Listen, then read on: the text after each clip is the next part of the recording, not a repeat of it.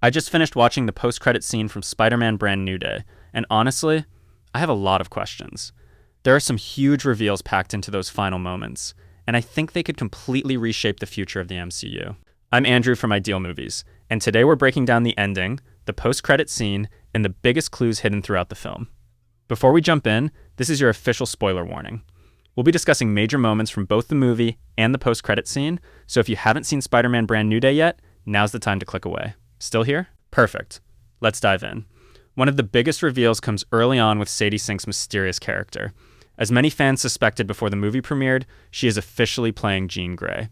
Looking back, Marvel practically told us without saying it outright. Ryan Reynolds even seemed to tease the reveal during Marvel's Hall H presentation by wearing a denim outfit with a very specific shade of gray, something fans immediately connected to Jean Grey. At the time, it felt like a joke, but now it makes perfect sense. When we first meet Jean, she's introduced as a mysterious telepath capable of taking control of random people. She uses innocent civilians as temporary hosts to secretly infiltrate DODC facilities while searching for something she repeatedly calls VMAX. Peter Parker begins investigating these strange incidents with Detective DeWolf and Yelena Belova, who operates out of her bathhouse office. Things quickly take a dark turn when Jean attempts to enter Peter's mind. Instead of gaining control, she accidentally uncovers one of Peter's deepest memories.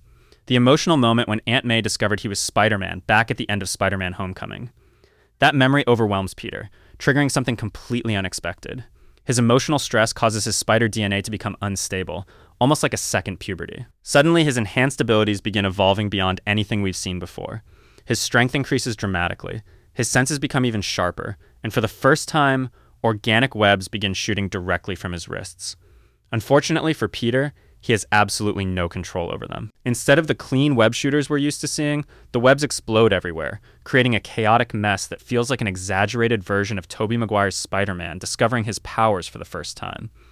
Terrified by the transformation happening inside him, Peter seeks help from Bruce Banner. Banner explains that trying to completely suppress his spider DNA could be dangerous. These powers are now part of who Peter is, and forcing them away may cause even bigger problems down the line. Meanwhile, Jean realizes Peter has become a serious threat to her mission. She warns him to stay out of her way. Peter eventually figures out that Jean can only jump between hosts if she's within a certain range. Using that knowledge, he manages to trap her current host inside a helicopter wrapped entirely in webs. For a brief moment, it looks like he's won. But Jean immediately outsmarts him. Instead of escaping physically, she transfers her consciousness into MJ. Peter has no idea she's no longer talking to the real MJ. Jean manipulates him into getting close enough for a kiss before revealing the truth, then nearly murders MJ by throwing her off the side of a building. Realizing she'll never be safe as long as Jean can reach her, Peter hides MJ aboard Frank Castle's boat, believing it's the one place she can stay protected. While hiding out together, Peter and MJ begin digging through classified DODC files and facial recognition records.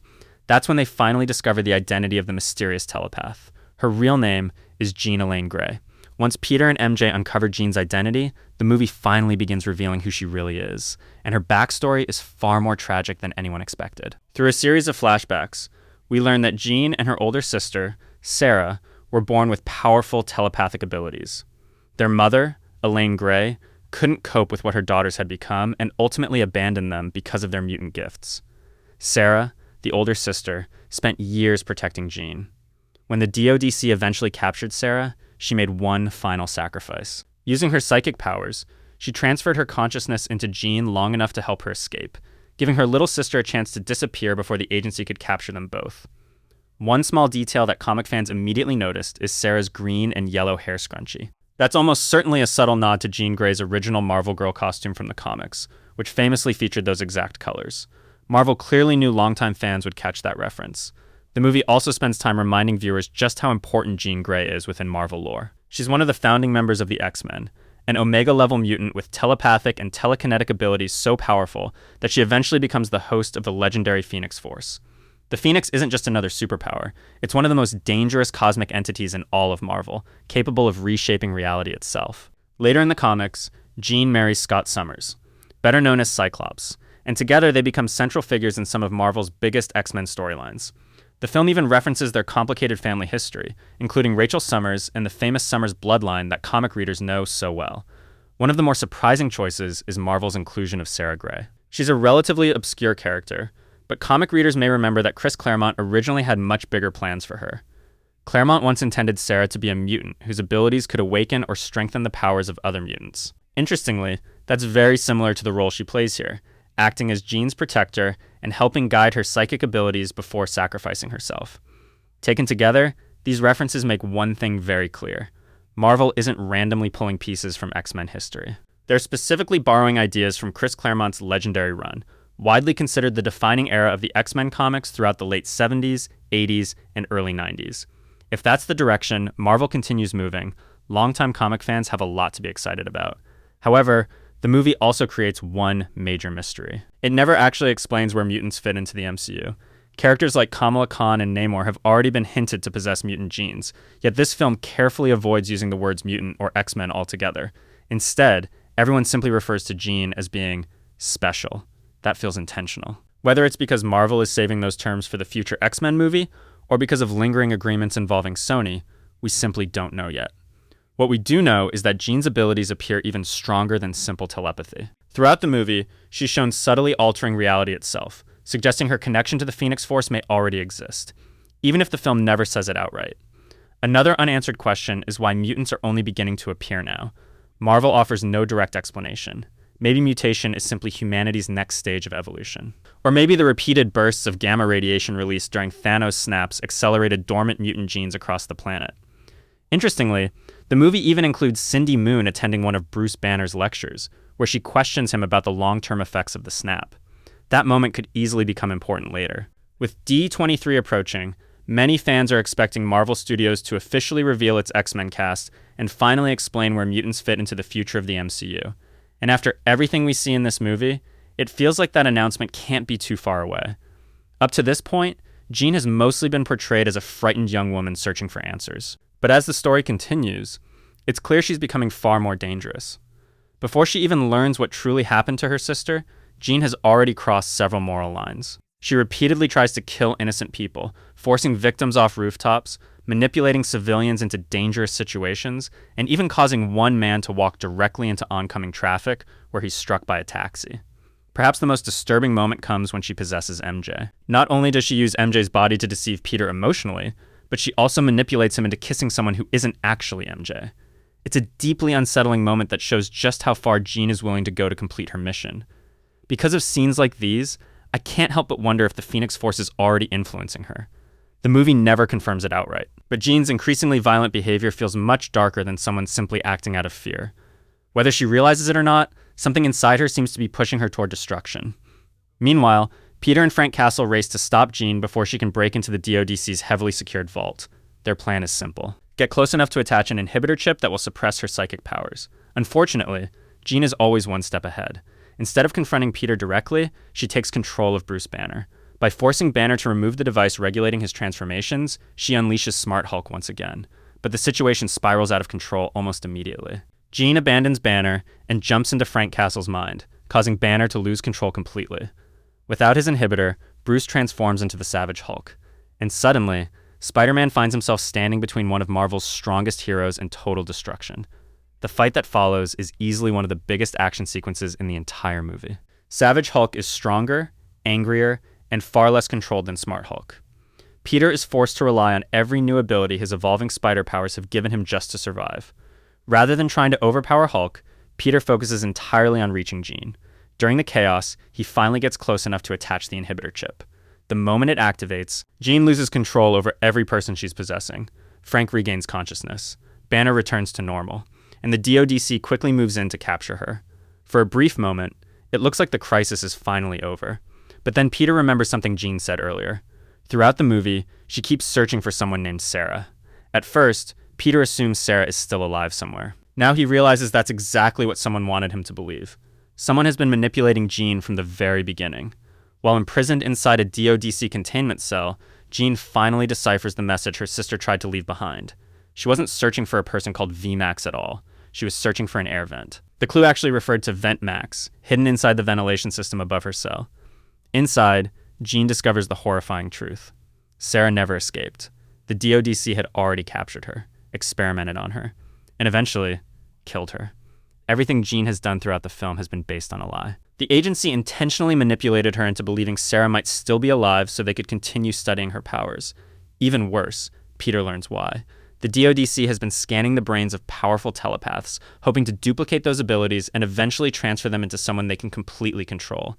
This was never about national security. It was about creating weapons. And once Peter understands what's really happening, he knows there's only one option left. He's going back into the DODC facility. This time, not to stop Jean, but to save her. After learning the truth about Sarah, Peter knows exactly what he has to do. This isn't about stopping Jean anymore. It's about exposing the people who destroyed her life. Peter heads straight back into the DODC facility, fighting his way through every obstacle standing between him and Jean. One of the biggest surprises comes when the movie reveals that the Hand are somehow working alongside the DODC. It's never fully explained why they're involved, but they serve as the final line of defense protecting the facility. Peter doesn't hesitate. Realizing he'll need every advantage he can get, he removes the inhibitor that has been suppressing his evolving spider abilities. For the first time in the film, Peter completely embraces what he has become. Instead of fighting against his changing DNA, he accepts it. He no longer believes he has to choose between being Peter Parker and being Spider-Man. He can be both. With his full powers unleashed, Peter tears through the Hand in one of the movie's most exciting action sequences. Even with his enhanced abilities, he refuses to kill anyone. Instead, he incapacitates each opponent while making his way toward the laboratory where Jean is being held. At the same time, the DODC's experiments begin producing terrifying side effects. One of the scientists notices that Jean's brain activity is no longer confined to her own body. Her psychic energy is spreading throughout the building, and then across the entire city. Objects begin moving on their own. Electronics malfunction. People suddenly freeze in place. Within moments, Jean's telepathic waves have reached nearly everyone in New York. Almost the entire city falls under her control. Knowing brute force won't solve this, Peter makes one final decision. Instead of resisting Jean, he willingly allows her into his mind. We're taken back to one of the movie's most emotional memories. Peter is once again sitting in his childhood bedroom with Aunt May. Only this time, Jean is experiencing the memory alongside him. For the first time, she sees the kindness that shaped Peter Parker. Aunt May gently tells her that the world can be cruel. There will always be people who fear what makes her different. There will always be people who try to hurt her simply because of who she is. But those people don't define her. She reminds Jean that she isn't a monster. She isn't dangerous because she's different. She's worthy of love. Not because of her powers, but because of who she is as a person. It's one of the most emotional scenes in the entire movie. In that moment, Jean finally experiences the unconditional compassion she's been searching for her entire life. The film makes it clear that Peter's greatest strength has never been his spider powers. It's the empathy Aunt May taught him. And that same compassion may become the foundation for how the MCU eventually welcomes mutants into this universe. But before Jean can fully regain control, everything almost falls apart. Frank Castle lines up a shot from a nearby rooftop, believing there's no other way to stop her. Just as he pulls the trigger, Peter jumps directly into the bullet's path. He chooses to risk his own life rather than allow Jean to die. That single act changes everything. Seeing Peter willing to sacrifice himself for someone the world considers a threat finally breaks through Jean's fear and anger. She instinctively unleashes her reality warping abilities, not to attack, but to save him. Peter survives. Later, he's shown recovering in the hospital while the public begins learning the truth about what really happened inside the DODC. The agency is placed under intense investigation for its illegal human experimentation. However, one key figure is nowhere to be found. Bill Measer disappears before authorities can capture him. That detail feels incredibly important. In the comics, Measer is known for his anti-mutant beliefs, and this movie seems to position him as one of the major human antagonists of the MCU's upcoming mutant saga. In many ways, he could become this universe's version of William Stryker. Meanwhile, Jean quietly boards a bus leaving New York. Its destination appears to be somewhere in upstate New York, a location that looks remarkably similar to Westchester County. And if longtime Marvel fans know anything about Westchester, they know that's exactly where the Xavier Institute has always called home. Now let's talk about that post-credits scene, because even though it's only a minute long, it might contain the biggest clue about where Spider-Man, and the entire MCU, is heading next. The scene begins with Ned using the same Spidey Tracker app we've seen throughout the movie.